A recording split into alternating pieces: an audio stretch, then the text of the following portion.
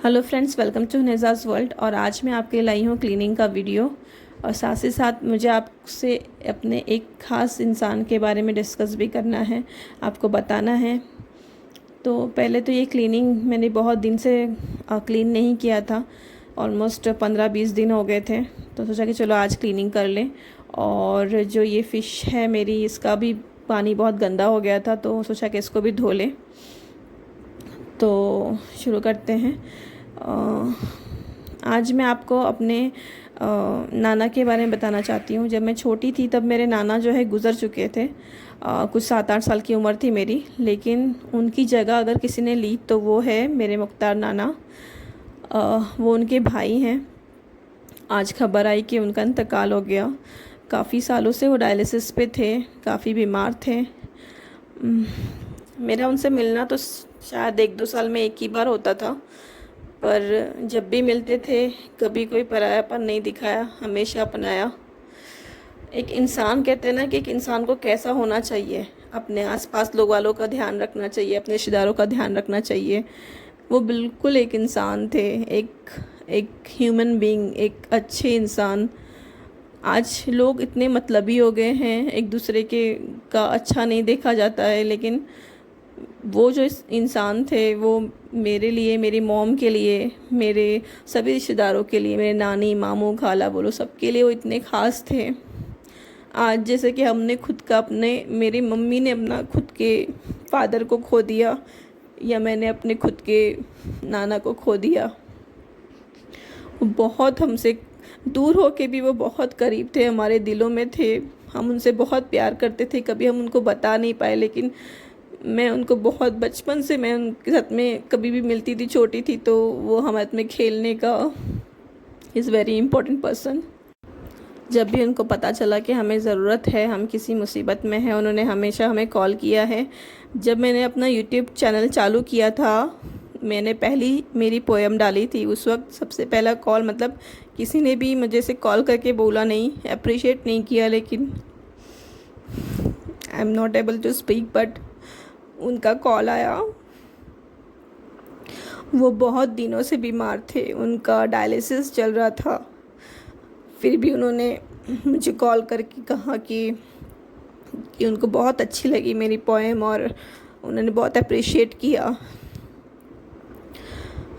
अल्लाह उनको जन्नत नसीब करे। मेरे डैड की जॉब से लेके मेरे घर में जब 26 जून को, जो 26 जुलाई आई गेस, जो पानी भरा गया था मुंबई में, उस वक्त भी हेल्प करने वही आए थे सबसे पहले। सामान, पूरा राशन हमारे लिए लेकर आए थे।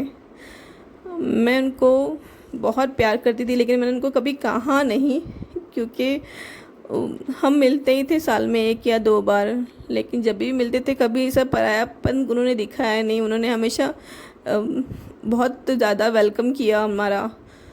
उनके घर पे कोई भी जाओ, कभी भी जाओ, तुम भूखे पेट कभी नहीं निकल सकते उनके घर से।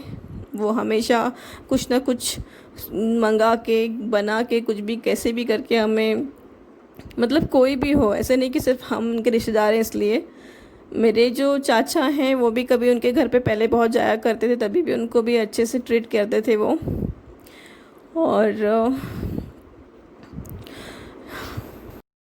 प्लीज़ जो भी ये वीडियो देख रहे हैं मेरे मुख्तार नाना के लिए, और प्लीज़ आप लोग दरूद शरीफ बख्शे उनके नाम पे। बताना तो बहुत कुछ है आप लोगों को उनके बारे में, लेकिन कहाँ से शुरू करूँ। और इतना सब कुछ मैंने अभी बता दिया, तो उससे आपको अंदाज़ा भी हो गया होगा कि वो कितने अच्छे और कितने कितने फेवरेट थे वो हमारे, और कितना हम उनको प्यार करते थे। मैंने अपनी ज़िंदगी में इतने सारे लोगों को देखा, लेकिन उनके जैसा इंसान, उनके कंपैरिजन में भी कोई नहीं था दूर दूर तक के। He was the best person. इंसान को क्या चाहिए ज़िंदगी में? लोगों की दुआएं, और मेरे ख्याल से तो उनके लिए बहुत से लोगों ने की दुआएं उनके साथ है। और अल्लाह उनको जन्नतुल फिरदौस में जगह दे, उनको कब्र के अज़ाब से बचाए, उनको उनके सारे गुनाह माफ़ कर दे। आमीन। हमारे ख़ानदान के बुज़ुर्ग कह लो या बड़े कह लो, वो तो चले गए, अब उनकी जगह कोई नहीं ले सकता। वो एक, मेरे पास लफ्ज़ नहीं है, मैं कैसे बयान करूं। बस आप लोग सबसे इल्तिजा है कि प्लीज़ उनके लिए दुआ कीजिए और हमेशा बुज़ुर्गों के कांटेक्ट में रहिए, उनसे कांटेक्ट रखिए जिनको आप बहुत प्यार करते हो, पसंद करते हो। भले आप ना बता पाओ उनको, लेकिन आप उनसे कांटेक्ट में रहिए, उनसे बात करते रहिए। ऐसे ही हुआ था मेरी दादी के साथ में। मेरी दादी मेरी फूफी के यहाँ गई थी रहने के लिए, और मॉर्निंग का कॉलेज था हमारा 6 बजे का। दोपहर में आके सो जाते थे, और बस वो 15 दिन के लिए गई थी, और 15 दिन मेरा उनसे कांटेक्ट टूट गया था। मैं उनको कॉल नहीं कर पाई, एग्ज़ाम्स थे, पता नहीं क्या चल रहा था उस टाइम पे, कुछ तो प्रॉब्लम थी जिसकी वजह से मैं उनको कॉल नहीं कर पाई। और पता चला कि उनका इंतकाल हो गया, और मेरी दादी से मैंने तब मैं आखिरी बार उनसे बात भी नहीं कर पाई। तो जो दादा दादी होते हैं ना, नाना नानी दादा दादी, ये सब इतने इम्पोर्टेंट होते हैं लाइफ में, क्योंकि हमारा जो बचपन होता है उनके आसपास ही गुजरता है। तो उनका ख्याल रखना, उनके साथ रहना, बुढ़ापे में सबसे ज़्यादा उनको ज़रूरत होती है। तो उनके साथ में रहना, उनके कांटेक्ट में रहना, उनको फ़ोन करते रहना बहुत ज़्यादा ज़रूरी है। कभी कभी हम भूल जाते हैं, कभी कभी हम अपनी लाइफ में इतने बिज़ी हो जाते हैं कि हम अपनी पुरानी बचपन की यादों को भूल जाते हैं। हम उनसे कांटेक्ट नहीं करते हैं, हम अपने कामों में लगे रहते हैं। लेकिन कभी ऐसा कुछ होता है तो फिर ऐसा रियलाइज़ होता है कि नहीं, हमको सभी से कांटेक्ट बना के रखना चाहिए। जिनको भी हम प्यार करते हैं उनसे हमें रिलेशन बना के रखो या ना रखो, लेकिन हमेशा उनसे बात करते रहो। और मिलना तो पॉसिबल नहीं है, आज के ज़माने में सब अपने अपने लाइफ में बिज़ी रहते हैं। पर आप किसी भी तरह से एटलीस्ट, अभी तो फ़ोन है, पहले ज़माने में तो फ़ोन नहीं था, फ़ोन के थ्रू ही सबसे कांटेक्ट में रहिए।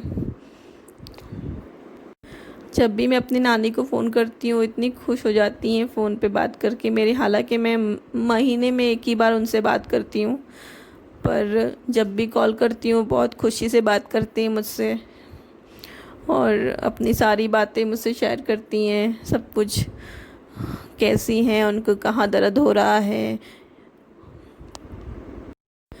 और काफ़ी मज़ाकिया भी है, कभी कभी खुद ही जोक मारती हैं, खुद ही हंसती हैं। फिर उनकी जोक को सुन के नहीं हंसी आए, लेकिन उनकी हंसी को सुन के भी हंसी आ जाती है। तो हमारे बुज़ुर्ग हमारे लिए बहुत ज़्यादा इम्पॉर्टेंट है, और हमको उनको बताना चाहिए वो क्या चाहते हैं। सिर्फ एक कॉल करने में कोई प्रॉब्लम नहीं है। अभी मैं भी सोच के रखा है कि मैं भी इंशाल्लाह एटलीस्ट 10 दिन में एक बार तो अपनी नानी को फ़ोन करूँगी इंशाल्लाह ताला, क्योंकि रोज़ाना भी फ़ोन करेंगे तो हम क्या बात कर सकते हैं रोज़ाना, कैसे हो, क्या है। अभी उनकी भी काफ़ी उम्र हो गई है। ये कभी कभी याददाश्त चली जाती है, एक ही चीज़ को बार बार रिपीट करती हैं। पर अच्छी है मेरी नानी, सबसे बेस्ट है। सबकी नानी सबके लिए बेस्ट होती है। और अभी बुज़ुर्ग में तो सिर्फ मेरी नानी है जो मुझसे करीब है, और इंशाल्लाह अगले साल जाऊंगी तो ज़रूर उनसे मिलूंगी। अल्लाह उनको सेहतमंद रखे।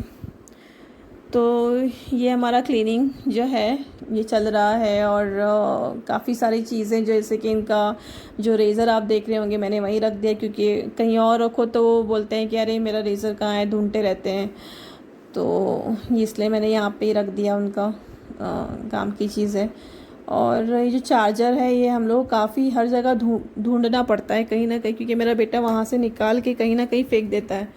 तो इसलिए मैंने सोचा कि एक ही जगह पे यहीं पे मैं रख देती हूँ, कि और सबको इंस्ट्रक्शन दे के रखा है कहीं भी हो, लेकिन जहाँ भी दिखे उठा के यहीं पे रख दिया करो।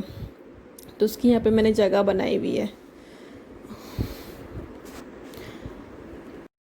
आज मैंने अपने घर में आलू मटर की सब्ज़ी बनाई थी सुबह में, और बहुत ही टेस्टी बनती है, मेरे शौहर की फ़ेवरेट है।